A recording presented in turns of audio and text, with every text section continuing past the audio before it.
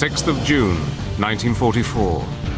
The greatest machine of World War II springs into action.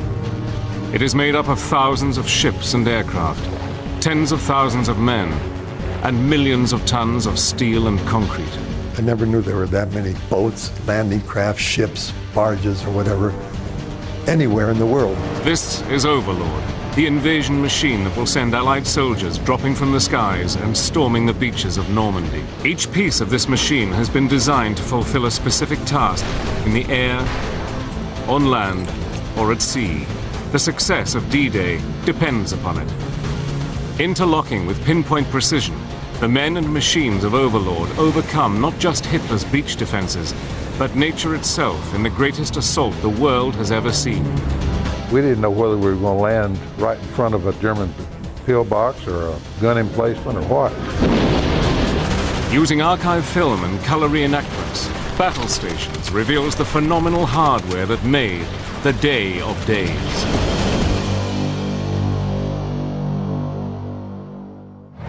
"12:16 a.m., 6th of June 1944, D-Day. 4 years of trial and error had trained the men and built the war machine that would throw itself against Hitler's Atlantic Wall. Ever since the Blitzkrieg of 1940, Europe had been under the iron heels of Nazi jackboots. Now the machine was in motion, which would drive them out. Each element of this machine had been through intensive research and development to ensure it did its job to perfection. The first component of the invasion machine to go into action was the Allied Airborne Force. Highly trained paratroopers prepared to leap from their aircraft into the night sky over Normandy. Sound off for equipment check. So we knew exactly what we were doing, and to stand up, hook up, and then check equipment, and would check the equipment of the man in front of me and check my own equipment. Okay, stick ready, jump master. Stand in the door. And the idea was to get out of that plane. We were like what's it called, an airborne shuffle. You had your knee in the next guy's behind, and you were shuffling out so that when you landed, you were close together. Carrying the first wave of paratroopers on D-Day was the C-47 transport aircraft. Well, outside of the Model T Ford, I think the C-47 was one of the great inventions of the millennium. The man behind this incredible aircraft was Donald Douglas. Asked by TWA to develop a passenger airliner to rival their competitors' Boeing models, his design was superb. Streamlined and wide-bodied, the fully developed aircraft took to the skies over America in 1935 as the DC-3 passenger airliner. The aircraft revolutionized air transport.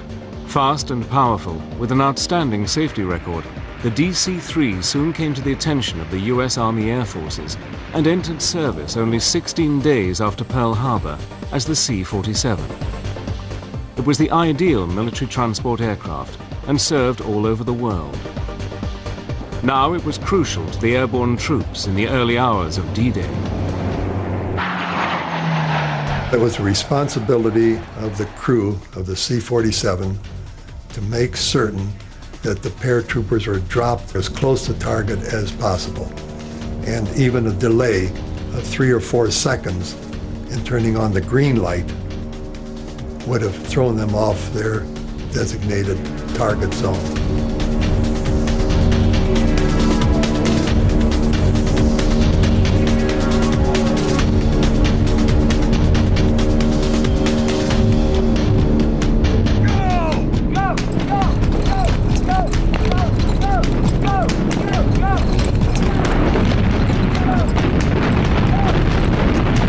Out we went. And the war's on.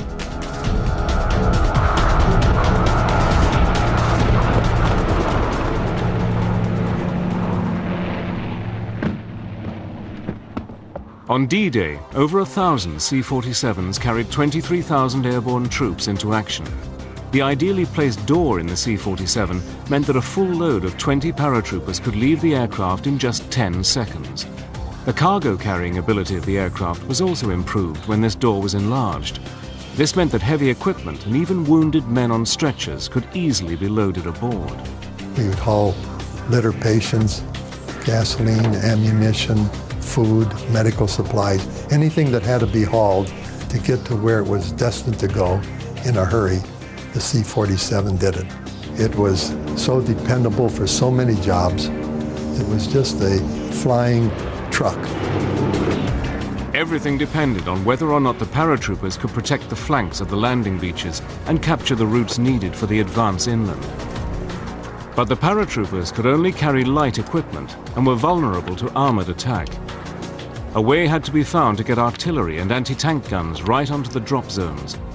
The answer to the problem was the glider. Two types of glider were used by the Allied airborne divisions on D-Day. The British Horser was 67 feet long, was built almost entirely of wood, and carried 25 troops or a 6-pounder anti-tank gun. The smaller American CG-4 Waco had a fabric and plywood fuselage over a metal framework and could carry a jeep or 15 men. The cheap, lightweight construction of both designs meant that they could easily be towed by the C-47. If necessary, 2 Wacos could even be towed at the same time. The pinpoint accuracy of these simple, throwaway aircraft also made them ideal for special missions on June the 6th. As US paratroopers hit the ground in the American sector, 50 miles away, 2 gliders carrying men of the British 6th Airborne Division, led by Major John Howard, were about to show what gliders could do. In what has been described as one of the greatest flying achievements of the war, they located the vital Orne Canal Bridge in pitch darkness and swooped in to crash land at 100 miles an hour. Then there was a great scramble to get out because, you know, the last thing you want to be when you just landed close to a guarded bridge is to be sitting in a wooden glider. Almost as soon as we cleared the glider, Major Howard, typical of him, he was up on the bank of the canal saying, "Come on, boys, this is it, come on!" And we all charged after him. The German defenders were taken totally by surprise. By the time we got to that end of the bridge, they decided it was not a good place to be staying around. We scattered on either side of the bridge up and down the canal bank and took up all-round defensive positions. As this actual photo taken on D-Day shows, the capture of the Orne Canal Bridge blocked the route to the D-Day invasion beaches for German armor.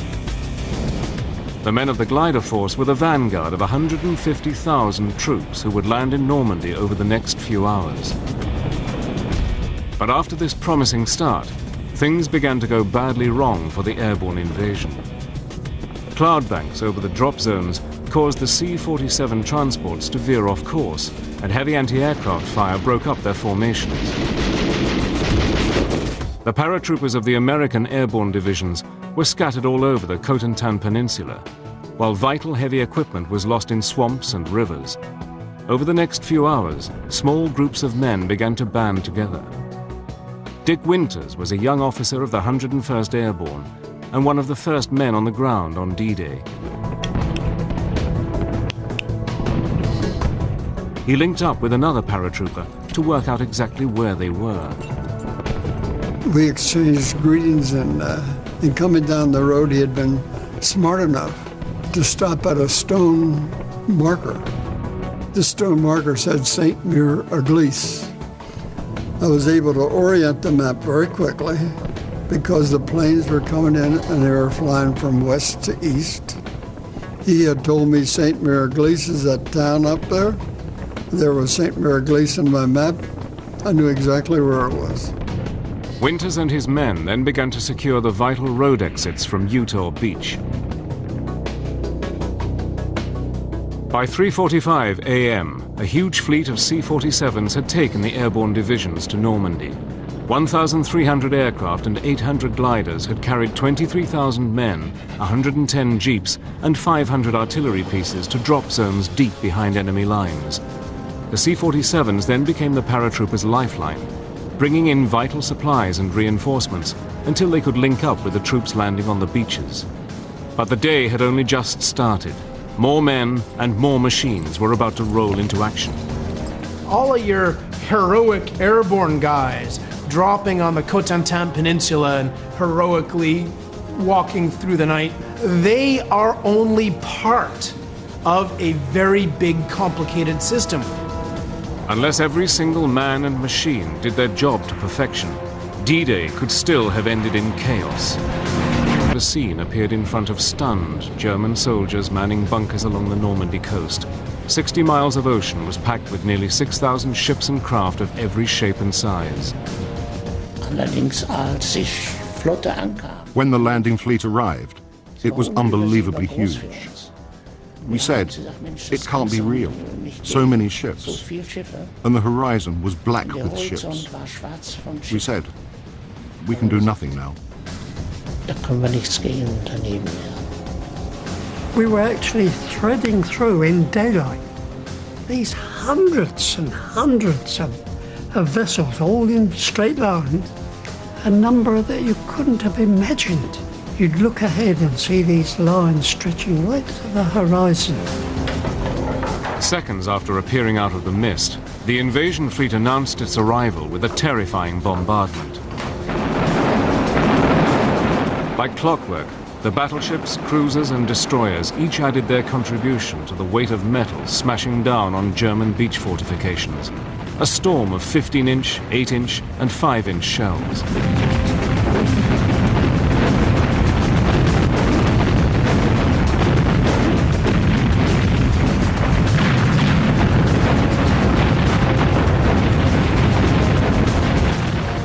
Joining these conventional fighting ships were new craft designed specially for this day, rocket ships. Their decks were crammed with racks holding hundreds of rockets tipped with 5-inch warheads. A barrage from a single rocket ship could pulverize hundreds of yards of beach, shredding barbed wire entanglements and obliterating minefields. Under the cover of the bombardment, assault troops prepared to cross the last miles of sea to the shore. We climbed over into the landing craft, and we were, 10, 11 miles out, and the sea was rough. And that's when everybody got wet and cold, and you're getting seasick. The machines that carried men like Bob Slaughter to their destiny on the beaches of France had been years in the making, but without them, an amphibious landing, one of the most complex and dangerous operations in war, would have been impossible. Not only do you have to deal with the land, not only do you have to deal with the sea, but in amphibious operations, you have to deal with the interface. You've got to cross the line between the two.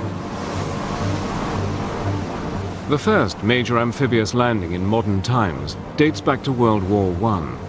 In 1915, Britain used its naval power to bypass the deadlock of trench warfare on the Western Front in France with an assault on Turkey's Gallipoli Peninsula. Thousands of men stormed the beaches to destroy the gun positions blocking the route to the Black Sea and Russia. The assault was a disaster. No one had thought through how you do these kind of operations, how you coordinate the naval gunfire, how you coordinate the naval landings. They didn't have the equipment, so you're essentially jerry-rigging equipment for the landings, and none of the troops had been trained for it. The British Army, the Australians, the New Zealanders are all lined up on the beach, coming ashore in small boats and being shredded by Turkish machine guns and artillery. So the story of Gallipoli is kill, kill, kill, and it's the Turks doing all the killing. Gallipoli made a strong impression on military planners in America and Britain. Both countries saw the potential of amphibious warfare, if only the technology could catch up. Up to the early 1930s, infantry still had to land on beaches by jumping out of boats and wading ashore. By World War II, Allied designers realized that a brand new machine was needed, a machine that could carry troops across that deadly divide between land and sea. They need boats that are designed to come into shallow water, come right up to the beach, and get the cargo off quickly. And the Americans, among other places, turn to people whose job it is to design and build river craft.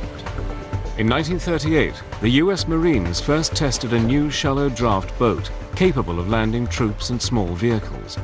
Made by a New Orleans-based maverick boat builder called Andrew Jackson Higgins, it was an early version of the landing craft that would be the backbone of the D-Day invasion. Britain, too, had been developing specialized landing craft to carry troops and vehicles. But these early craft were slow and awkward, and before they could be fully developed, Europe was once again engulfed by war.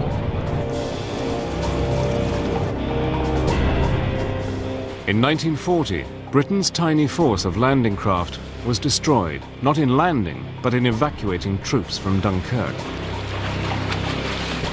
Yet only a few weeks later, Winston Churchill ordered amphibious raids on occupied France to begin.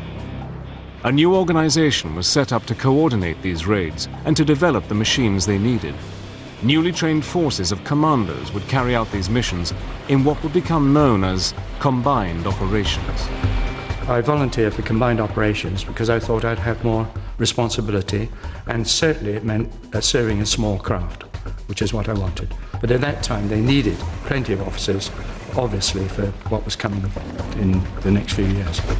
These early commando raids were mere pinpricks against the Nazi war machine, but were key to working out every possible problem before D-Day. Meanwhile, the US pushed ahead with its own landing craft designs and amphibious invasion techniques.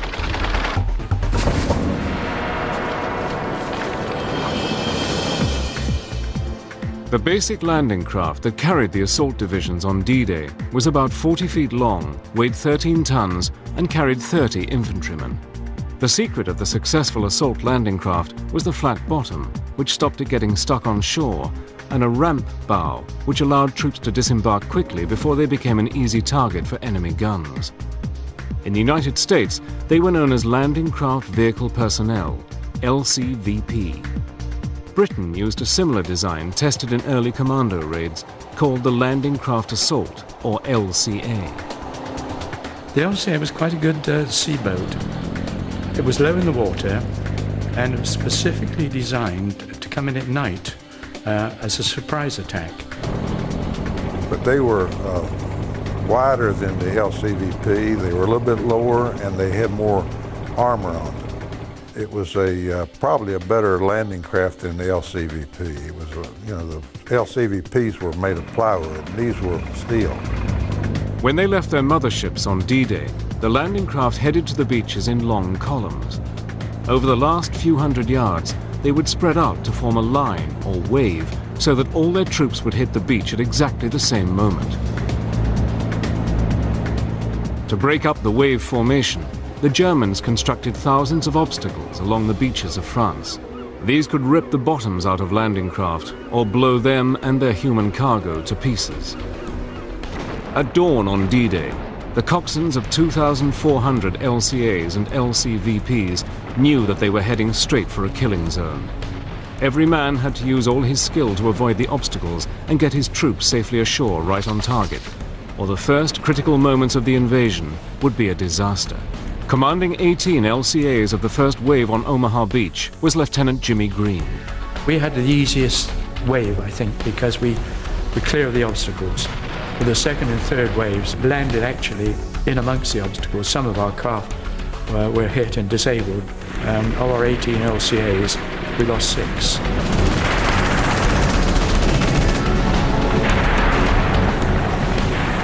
We didn't know whether we were going to land right in front of a German pillbox or a gun emplacement or what. And I remember telling the rest of them, I said, we're going to catch hell. As they went up the beach, the Germans opened up with their machine guns and wiped them out. I think there was something like 2 wounded survivors when the second wave went in. The terrible casualties did not slow down the pace of the invasion. Each successive wave reaching the beach added to the overwhelming buildup of troops who hurled themselves against the German defenses. But this was only the very tip of the Allied spearhead, and it could still be blunted by heavy attack on land and above all from the air. If the invasion was to be a success, the D-Day machine had to win control of the skies over Normandy. Midnight, 6th of June. Allied aircraft patrolled the skies high above the beaches where thousands of troops were pouring ashore from landing craft. This was the most vulnerable moment of the entire invasion. If the German Air Force had attacked, they could have caused havoc on the beaches. My feeling was that, if you see it, you go after it. Just be aggressive. I think we're about as aggressive a unit that was in the American Air Force. because an amphibious operation is so vulnerable to air attack, it is a necessary precondition to any amphibious operation that you have control of the skies overhead. Although fighter aircraft dominated the skies on the 6th of June, the story of the destruction of the Luftwaffe began months earlier with the heavy bombers of the US 8th Air Force. Their mission? To destroy the Luftwaffe on the ground. Every target that we had was German aircraft factories, either the engine factories or the plane themselves. It had something to do with the German Air Force. Though the bombers caused severe damage, German fighters made them pay a heavy price.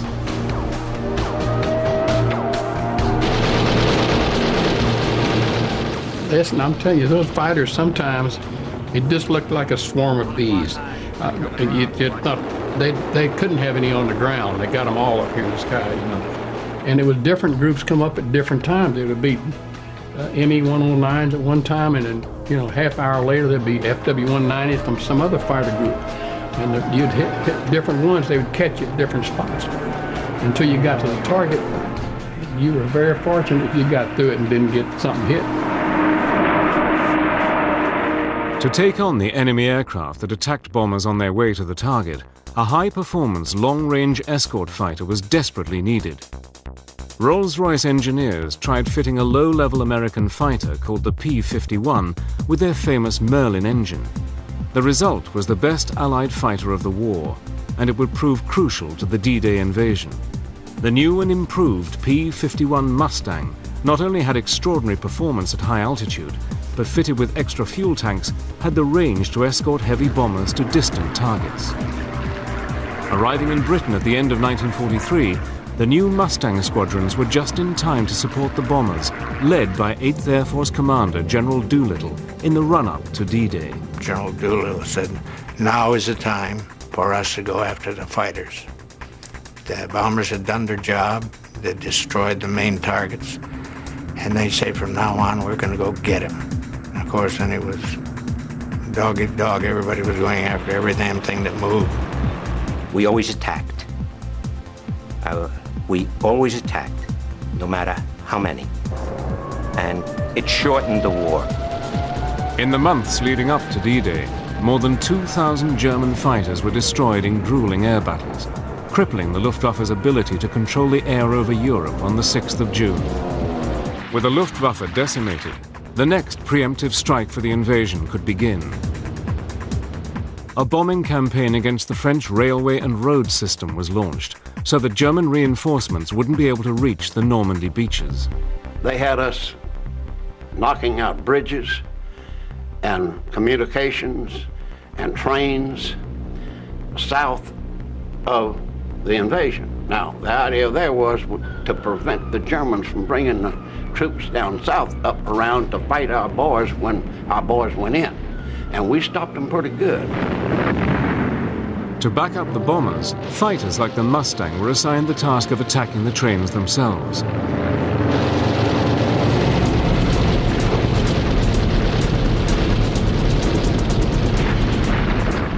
In a single day, 46 locomotives were destroyed and another 32 damaged. On D-Day itself, as the invasion fleet neared the shore, a squadron of Marauder bombers came in at low level just ahead of the first wave. The day that we hit, we went up and dropped 500-pound bombs in front of the cliffs, not on the Germans. We dug foxholes with bombs to where when our troops came in, they could dive down in the hole and protect themselves. Beyond the beaches, 33 squadrons of fighters ranged inland, attacking German airfields and paralyzing attempts to strike at the invasion fleet. We were authorized to go down on the deck. And then you have a lot of fun there. Anything that moves, you shoot it. So we used up our ammunition, most of it, before we come back home.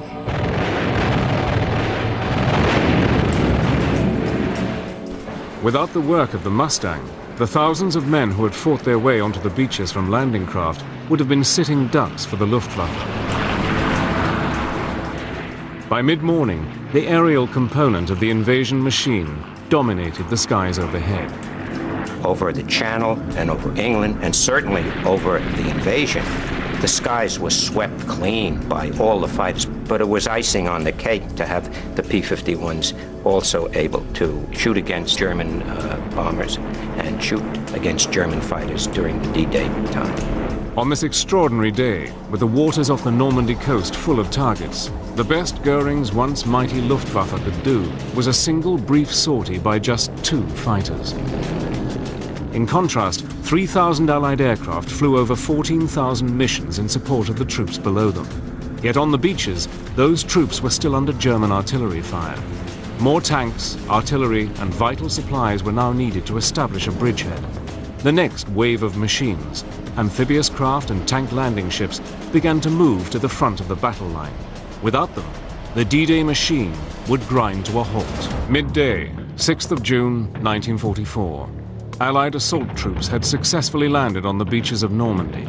They now needed vital supplies to help them push further inland. Coming in just behind the assault waves was one of the strangest craft to appear on the Normandy beaches, the DUKW, popularly known as the Duck. For driver Stanley Dobson, D-Day was not what he had expected. Nobody told you that what it was going to be like when you got there. I remember looking over the sand dunes at the time they were unloading the Duck and saw the infantry actually fighting to take a cottage. I heard this, what I thought was the sound of bees, and suddenly realised it was machine gun bullets coming, whizzing over the top.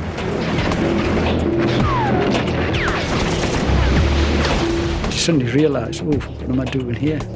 The amphibious Duck was a revolutionary design and answered another vital Allied need for a vehicle that could travel on land as easily as it navigated at sea.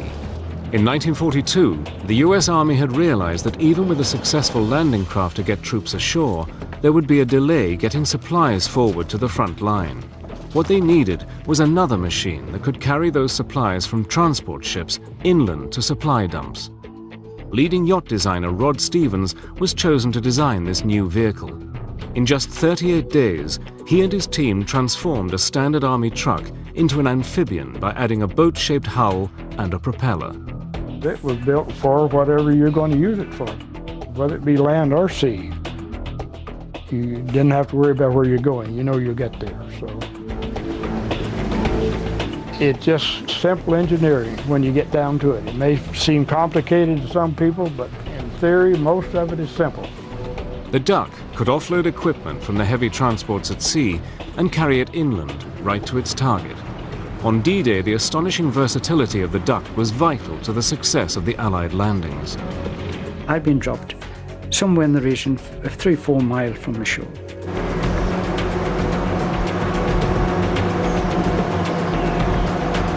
Our ducks were all loaded up with stores, a little of each.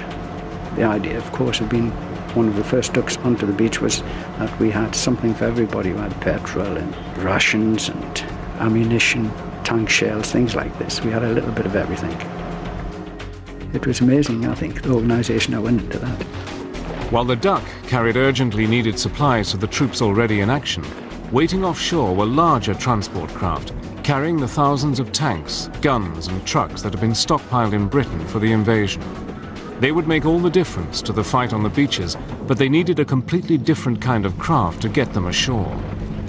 As early as July 1940, Churchill had sent a note to the Minister of Supply. What is being done about designing and planning vessels to transport tanks across the sea for a British attack on enemy countries? The response in November of the same year was the Landing Craft Tank, the LCT. Early models could carry 5 tanks, but later versions held double that number. With a crew of 12 and a speed of 11 knots, they provided the heavy lift necessary to carry tanks right up onto the beach. But to carry both troops and tanks in larger numbers, the only solution was the much bigger Landing Ship Tank, or LST. The vast majority of LSTs were built in the dockyards of America. These 4,000-ton ships had 2 decks with room for 20 Sherman tanks and 200 troops. Just as important, they could act as motherships for the assault landing craft, carrying them on the upper deck and lowering them into the water like lifeboats. And like the smaller landing craft, the LSTs were flat-bottomed with a ramp and bow doors. They could go right onto the beach to unload their cargo. The landing ship tank is so mind-bogglingly useful that everybody wants one. In fact, they want a few hundred of them. The LST is the most popular girl at the dance, and her dance card is full. Builders worked around the clock to roll out over 1,000 LSTs. Though demand for them came from the Pacific as well as Europe, planners knew that they were essential for D-Day. Even the date that the invasion could be launched depended on these priceless vessels. The availability of amphibious landing ships dictated the tempo of the war in the European theater. The Americans wanted to go cross-channel in 1942. They were persuaded out of that simply because we didn't have the landing craft to go cross-channel. Off the Normandy beaches, the LSTs lowered their bow ramps to allow ducks to drive straight onto the cargo decks for more supplies. In a few hours, the LSTs would be able to go right onto the beaches to unload themselves. But this was a slow process, and the beached LSTs were easy targets for gunfire. The only way to speed up the unloading process was to have a fully functional port. Knowing that a port was so essential to an invasion of France, British Combined Operations planners executed a large-scale commando raid to test defenses around the French port of Dieppe 2 years earlier. Now, we ran into a convoy about half an hour or so before we were supposed to land. The port was then alert, was well defended, and all hell was let loose.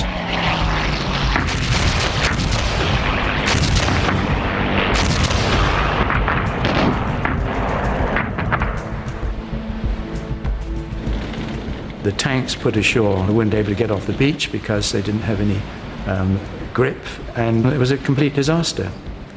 It's something which I'd rather forget, but it did teach us a lesson not to attack a port. The tragedy of Dieppe was a major setback. Out of a raiding force of 6,000 men, more than 3,000 were killed, wounded, or captured. The Germans were now alert and expecting the Allies to attack a port as part of any invasion. Allied engineers had to find a solution to the port problem, or the invasion would be impossible. You can't get large quantities of supplies ashore from transport ships onto a beach. So if you are not sure of getting or holding an existing port in working condition, you've got to bring your own. Taking a port to France was such a radical solution to the problem that many believed it was pure fantasy. Mervyn Walter was a young brigadier chosen to turn fantasy into reality. His ultra-secret project would go down in history as Mulberry. To design the pieces for 2 great harbours, to construct the pieces for the 2 harbours all over the United Kingdom, to assemble the pieces on the English south coast, to tow the pieces one by one through 100 miles of German-infested sea to the French coast. That was the operation, which was codenamed Mulberry. Each Mulberry harbour had to enclose an area as large as New York Central Park and handle as much shipping as a major port. Within the harbour wall would be the pierheads, which were essential features of the Mulberry. This is where the LSTs would discharge the cargo that would be the deciding factor in the success of D-Day. Mounted on legs which extended to the seabed, the platform between the legs was raised or lowered with the tide. From the pierheads to the shore were steel roadways, each span connected to the next with flexible joints which allowed them to follow the movement of the waves. Altogether, some 10 miles of floating roadway would be needed. To create the sheltered water for a harbour, breakwaters would be built out of 147 enormous concrete boxes called Phoenix caissons. Able seaman Ken Bungard was amazed by his first sight of a caisson. The first thing I saw was a huge office block with no windows, no doors, standing by the quayside. In fact, it was 60 foot high, 60 foot wide and 200 feet long, and looked like a giant egg box. It did not occur to us at that time that this thing floated. And we were amazed that the tug that was tied up to us suddenly started pulling, and we moved. Over 22,000 men worked around the clock on the caissons. Astonishingly, they were completed in only 9 months. Mervyn Walter's work was at the heart of the D-Day invasion. The British Chiefs of Staff wrote this: "The Mulberry Project is so vital that it must be considered the crux of the whole operation, and it must not fail." By early afternoon on the Normandy beaches, the LSTs and ducks were working desperately to get supplies ashore. Now the prefabricated Mulberry harbours would take centre stage. Without a steady flow of heavy equipment, the men who had fought and died on the beaches would have fought in vain. But would this huge revolutionary apparatus stand up to the pounding waves off the Normandy coast on D-Day? The Mulberry fleet, the anchor of the D-Day machine, churned towards the Normandy coast. Engineers were already ashore marking out positions for the harbour's massive components. First to arrive were the 63 obsolete battleships and cruisers and worn-out merchant ships making their final voyages to France. After being towed into position, they were sunk to form breakwaters off the landing beaches. At the same time, the crews of the Phoenix caissons were crossing the channel on their lumbering concrete vessels. There's one thing I've never forgotten to this day, and that was, of course, the sound of the waves banging against the side of these caissons. It was like a huge drum. There was a huge boom, boom, boom going on all the time.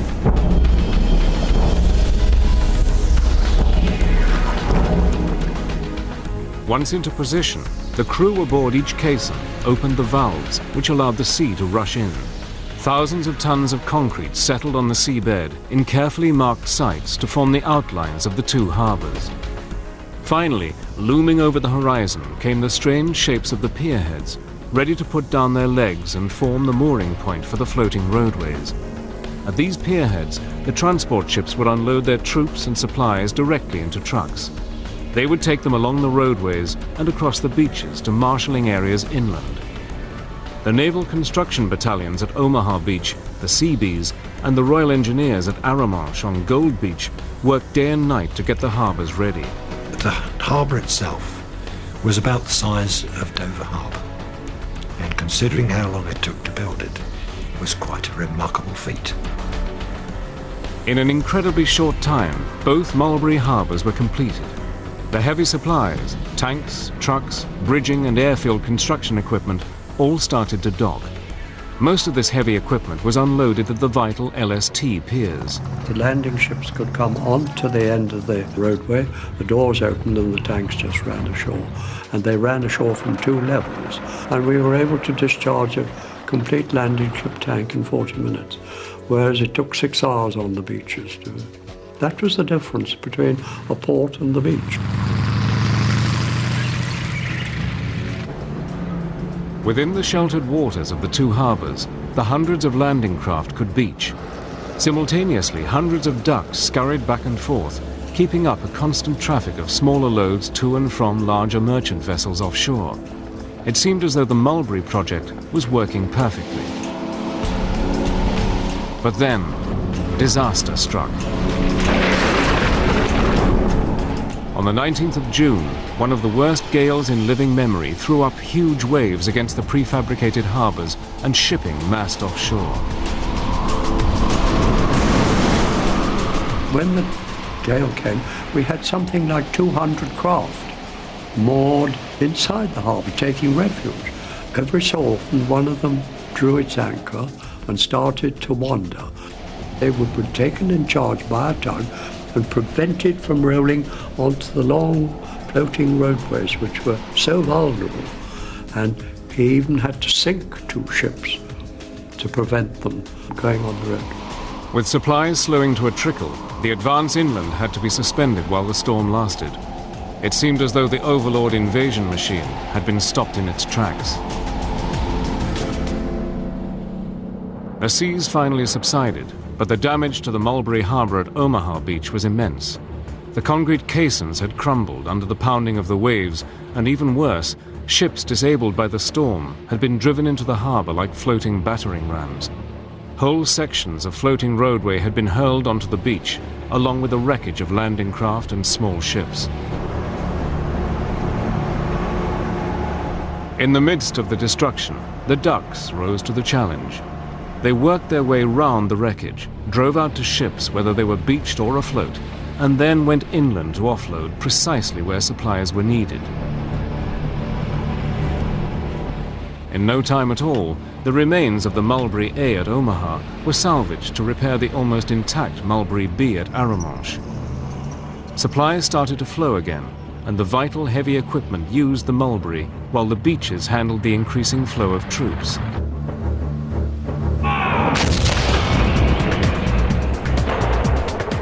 Savage fighting held back the enemy while the supply build-up went on.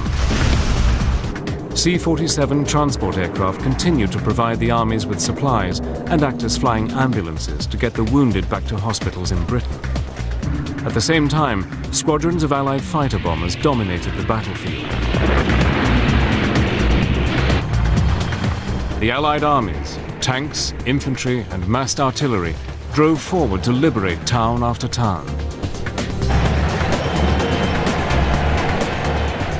2.5 million troops, 500,000 vehicles, and 4 million tons of supplies were delivered to France. It was an achievement unparalleled in history. 2 words sum up the D-Day machine's performance: mission accomplished. You know what the great hero of Normandy was? The one thing that made it all work? There isn't one.